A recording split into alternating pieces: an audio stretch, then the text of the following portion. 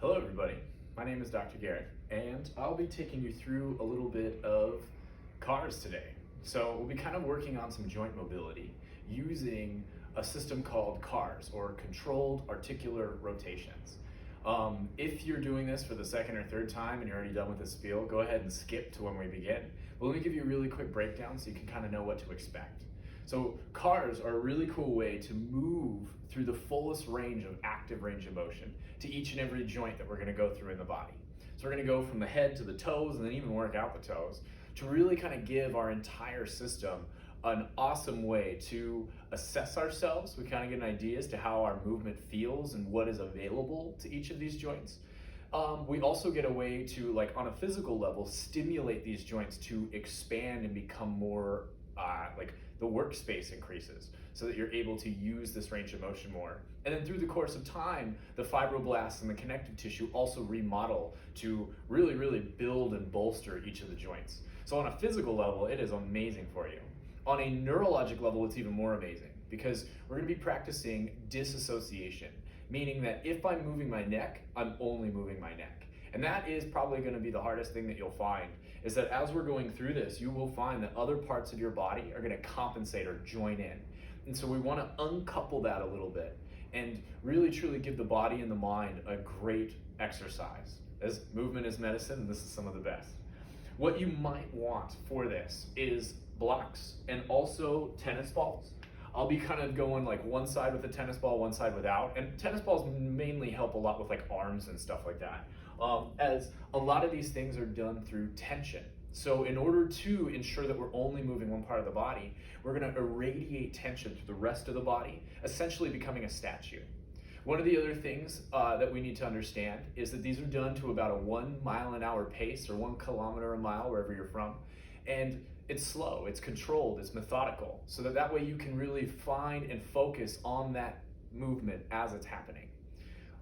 The other side of this is your body should be at about 20 to 30% tension. And then through some of these, especially when we get into like elbows, we want to find the resistance of the air. And so you're creating the tension rather than there actually being like weights and other physical things establishing that.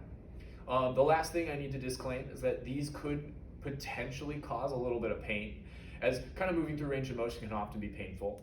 The thing to keep mindful of is pinching. So if we get some pinching that's going on in our range of motion, you can very simply continue the movement but bypass the pinch. So let me give you 2 examples. So for instance, if I bring my ear to my shoulder here and I feel the pinch, because oftentimes that pinch is going to be on the closed angle side. This is the open angle, the side that's being stretched. If I feel a pinch here, I can just lift my head up and I can continue that very same movement.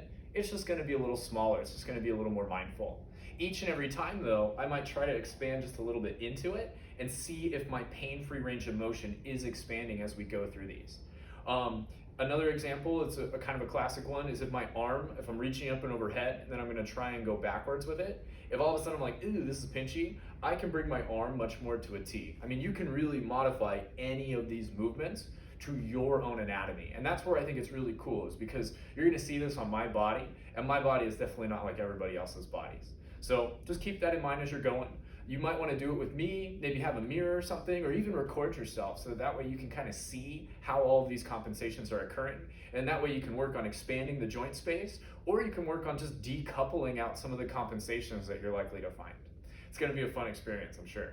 So anyway, let's do it. The first thing is the neck. So if you got something to squeeze, get something to squeeze. Tennis balls are great, but maybe you just have like a soda bottle or something, I don't know, something squeezable. So I'm gonna give my hands down by my sides and I'm gonna squeeze the tennis balls. Now again, I'm just trying to move my neck.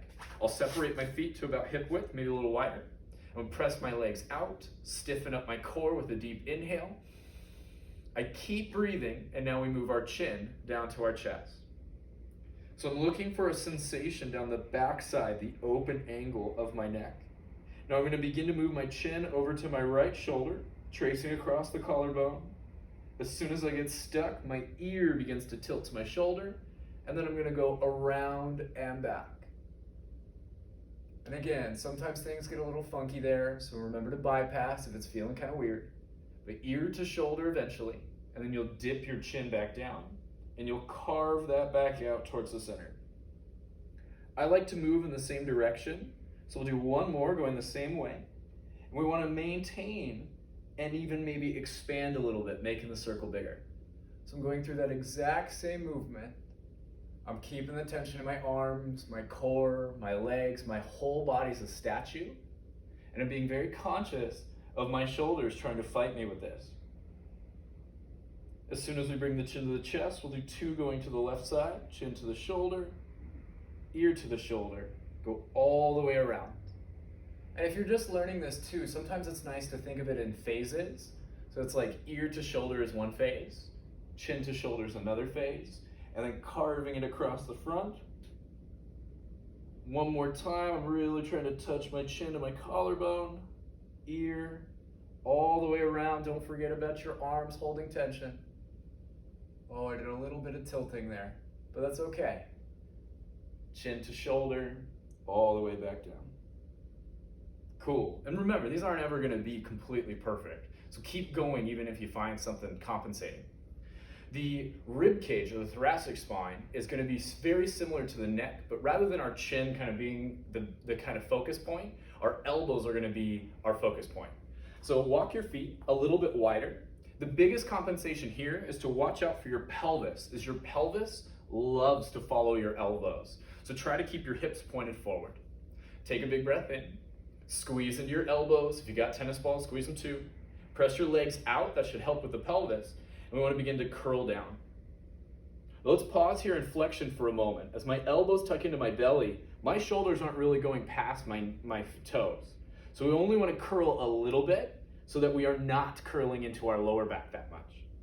Now I move my elbows over to my right pocket, and then I side bend over to the right, and then I'm gonna go around and back. Now as I go back, my legs stay strong and I try and lift up through my chest. And then I eventually kind of roll into that side bend on the right or the left side. My elbows drop down, and then I curl that back in, trying to get a little bit more. So let's go one more time to our left. I forgot about my legs. Did you forget about yours? All the way around and back. Keep squeezing the arms, by the way. Your head will follow your elbows, for the record. Trying to pull that back down and forward. Whew. Now let's go to the left side. So same thing, everything's still strong. I am a statue. I am just moving my rib cage. And I'm being very conscious of my knees, my pelvis. I'm just trying to crank out as much usable range of motion. One more time to the left, everybody. Elbows to the side bend, around and back. Find that lift as you go back. Side bend, elbows dip down, and then we take it back home. I always like to come up after that one and take a big breath, as usually you can tell, like once you mobilize your thoracic spine, breathing feels good. Also, you probably are starting to get a little hot. This is kind of cool because by creating that tension, you do create a little bit of like strength and sweatiness. So now we'll do the scapula. We'll do this with the arm forward because I think that that's a little easier to understand, but I'm going to give you 2 ways. So my right arm will do forward, on the left arm will do by the side. Feel free to intermix or feel free to just do one of them. Anyway, so with this one, I'm going to keep my tennis ball, option to not have a tennis ball, but I'm going to squeeze it so that my elbow stays straight. So that's big compensation number 1. Elbows love to bend. The other side of this too is the rib cage loves to move with you. So we're going to take the support hand and bring it here. Let me drop that. The support hand is going to go to your rib cage or your sternum so that you notice if you're doing some like kind of funky things there, okay? So I'm point forward and then I'll do a round to the side so you can see it better. I squeeze the tennis ball, I irradiate tension to my legs and core, and now we go elevate the shoulder to the ear. Then retract, pull it back. You'll then slide it down as if it's going into your pocket, and then protract it forward. So from the side, I go up, back, down, forward, and then from there, we go in reverse. So then you'll pull it back, up, forward, and down, and then one more. Back, up, forward, and down. Watch that elbow. The alternative version, and tennis ball or not, you can do this one. This one's kind of nice because you'll get to see if the shoulder's like rotating into it. So I take my arm by my side and I'm doing the same thing, but I'm gonna make sure that my hand doesn't go in front of my leg nor in back of my leg. That'll indicate that your shoulder is rotating, right? So we're just trying to move the scapula. My hand's by my side. I'll start from the front, breath in for tension, rib cage, and then I'm gonna go up, back, down, forward, and then from the side, I go up, back, down, forward, in reverse, back, up, forward, down, making sure my elbow stays straight. Last one, back, up, forward, down. So two really great ways to do that exercise. I mean, you can really do it in a lot of different arm positions, but these are the defaults. This one I think is a little easier because you can see your elbow. This one is definitely nice because it kind of eliminates the arm. So feel free to practice both or just one. Now let's do a shoulder. So first round I'm gonna do it without a tennis ball. Second round I'm gonna do it with a tennis ball. The shoulder is a bit more complicated. So if you've never seen these before, maybe like watch this and then join me. But let's do this right now. Separate your legs, left hand or right hand down by I'm used to mirroring. Left to right hand by your side. I like to take the left hand and put it on my rib cage because again, things like to go side to side. Things like to do all sorts of weird things with this guy. So breath in, karate hands, squeeze the fingers. Now like a clock, I'm gonna begin to reach my arm across my chest, feeling it through the inner arm. Now my rib cage stays down as I come into overhead flexion. My palm is pointed towards me. Now if you're doing this for the first time, pay attention to your thumb. Once we're overhead, we're gonna freeze, and then I'm gonna start to turn my thumb, but really I want my elbow to turn. So by turning the thumb, the elbow enacts. If you can just turn your elbow, that's better. But then we reach back, and we wanna start rotating as we reach back. All the way around, trying to keep it as high as possible. Bring the back of your hand down by your side. I'll do this from the side in a moment. So then we reach back, so our thumb points back. We go into extension as high as we can. From here we start to turn, feeling the whole humerus, the whole arm bone, roll as we come up. And then we go back into adduction as we bring it across the chest. All right, let me twist to the side so you can see that again from a different angle. Starting from the side, we're gonna go across, all the way up and overhead. My palm faces me, and then I turn out through the whole arm. See that spin? All the way around and back, keeping the tension in the rest of my body. The back of the hand comes by the side. So then I lead the back of the hand back, or the palm back. Then I come up, over, and around. Whew, axial rotation's hard. Reach the arm across the chest, and gracefully to the floor. Cool, so let me show you how to do that with the tennis ball in case you want to do it this way. So now with my left hand, same thing. I want to squeeze a radiating tension. So watch out for the elbow, by the way. The elbow likes to bend. We're going to go across into adduction. From adduction, we move into overhead flexion. Now here, I turn out the palm, the tennis ball, my elbow, and I'm trying to keep that spin through my humerus as I reach around and back. You might get some clicks, pops, clunky things, totally normal. That's just joints. Reach your arm back behind you into extension. Avoid leaning forward. Come all the way up overhead and across the chest to close it out. Whew, that's a big movement. We'll do one more, and this time I'm going to show you a little more about the compensations. So carry on with me, but please do it perfectly. All the way up. Now, a lot of times when we get overhead, sometimes we tilt, especially as we start to do the turning. So when you rotate, watch out if you're tilting to keep that arm up. Feel free to drop the arm over to a T to help with that compensation. All right, reverse, reach the arm back. Rotate through the whole humerus as the arm comes up and across the chest and all the way down. Cool. So that's a shoulder, a scapula, a rib cage, and a head. And hopefully by now you're already feeling like, oh, I'm loose, I'm feeling good. So let's do elbows. Elbows are imaginary bicep curls. So here's where you need to create a little air resistance. I'm gonna keep my feet wide, my elbows by my sides, and I'm gonna go with the karate hand again. Squeezing through my fingers, I hug my elbows in. I do not want my elbows to move. Now here we go. Breath in for tension, legs irradiate, and we pull up, trying to point the hands out. Then flip the hands and press the palms back to the floor. Cool, really simple. So flip and curl, then flip and press. Hold it there, and now the backs of the hands curl up. The backs of the hands twist, and we press them, resist the air back down.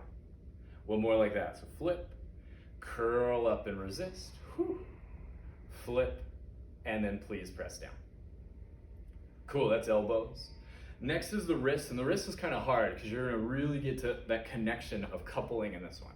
So the way we wanna look at this is your wrist is up. So this kind of like flat side or not as hairy side of your forearm is pointed up, and we wanna try to keep it up. It's gonna spin. Your radius loves to join in with this one. So take your left hand and bracelet around your forearm. So this will help you monitor when your forearm is trying to twist. Now I squeeze my hand together again. I irradiate tension, elbows hug, legs press out, and then I deviate into the pinky finger. Now I'm gonna go around to the floor. One of the goals is trying to keep the fingers straight, but your fingers might curl, so that's okay. So from the floor, shift a little into the thumb, and then come up from there. That'll probably be around the time that you lose the forearm. So just do your best. Each and every time you practice this, so back to the pinky and around. Each time you practice this, you get another chance to just clean it out. Making this purely just the hand moving is a really cool and really good goal to have. We're gonna go around and down. Wait, that was 2. Now we're gonna go up. So here we go. From the pinky, go up to the ceiling, out to the thumb, and all the way down. The thumb's gonna burn too. Welcome to texting and using your thumbs all the damn day. Over to the pinky. And then one more time to the ceiling, expand the circle, keep the body contracted, by the way. Around and down. Whew. I really like these ones because you do have to focus a lot into like making that nice. So now we do the other arm, bracelet around your forearm. So again, monitor it, do your best. It's not gonna be perfect. Squeeze the hand, shift the pinky into the side. Now we're gonna move down towards the floor, carving out as much wrist workspace. This one's pretty essential, by the way. This one's a great exercise. Bring it into the thumb and then come up. Whew. And then around to the ground. Work with that. So second round is your chance to decouple or make the circle bigger. A lot of times decoupling comes from minimizing, making the movement smaller to mitigate compensations. So going around now to the other side, we're gonna go towards the ceiling and then to the thumb. So my thumb is doing all sorts, like watch out for this, by the way. A lot of people end up like that. Only the hand moves, not your rib cage. I think that's a funny compensation. Anyway, all the way up and around one more time. Make it bigger, make it cleaner, make it beautiful. Towards the thumb. Whoo, that burns down and around. All the way back up to the pinky and relax. That's your upper body. So hip cars, kind of like shoulders, they're a little bit complicated. And so I'm gonna show you more or less maybe the easiest way to do them, and it's gonna be on your side on the floor. So here's where our blocks are gonna come in handy. But again, if you don't have blocks, just something under your head is really what this is for. I don't know why I hit my head with this anyway.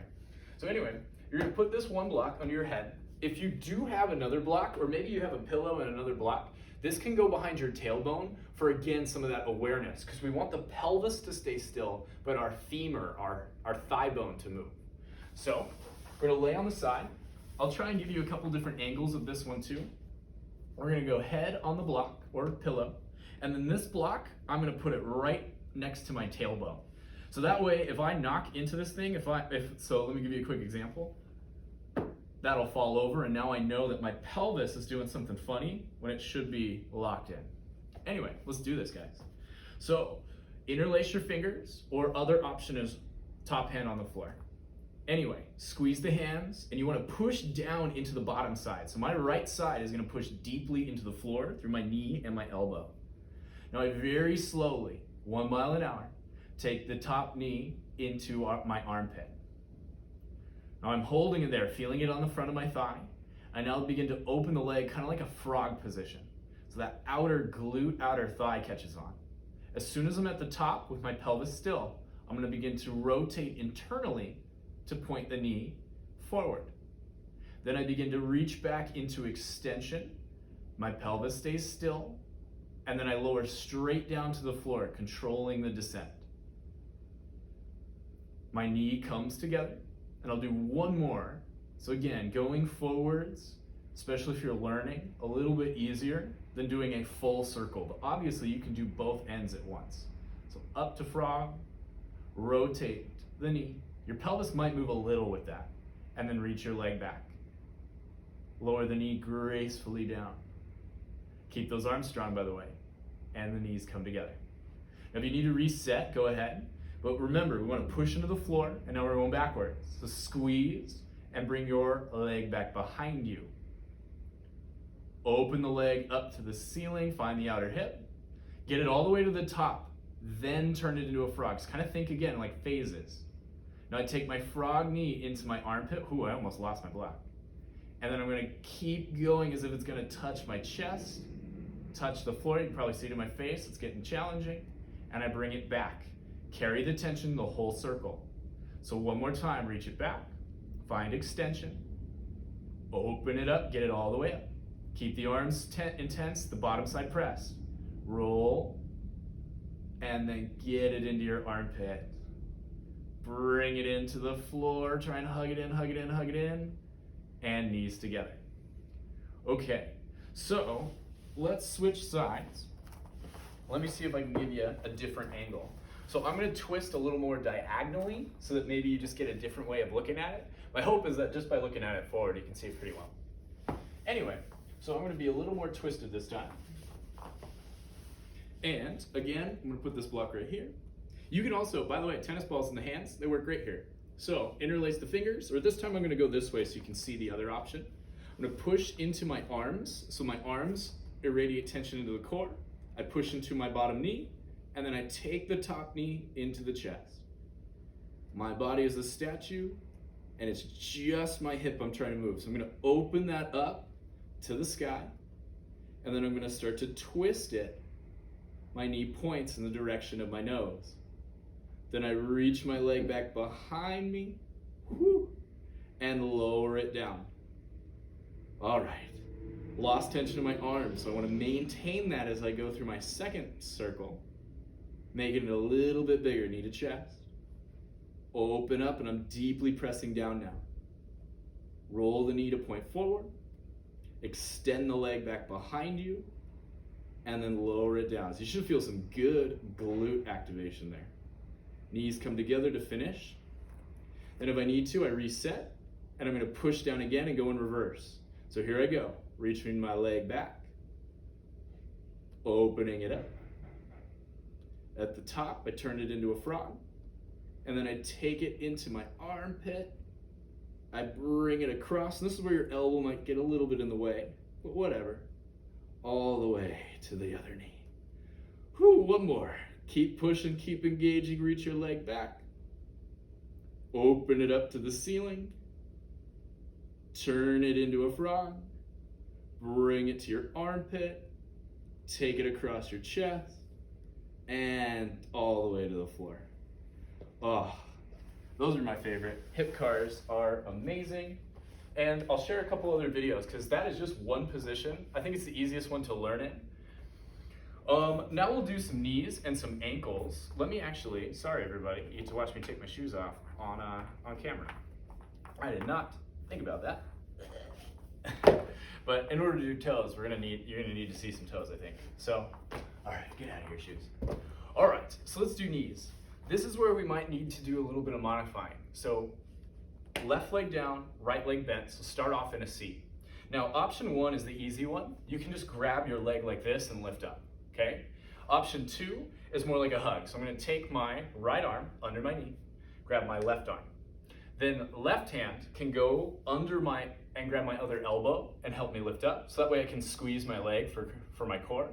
Or I can take my hand, and the traditional way is like a choke hold. You're gonna take that left hand and put it on top of your thigh.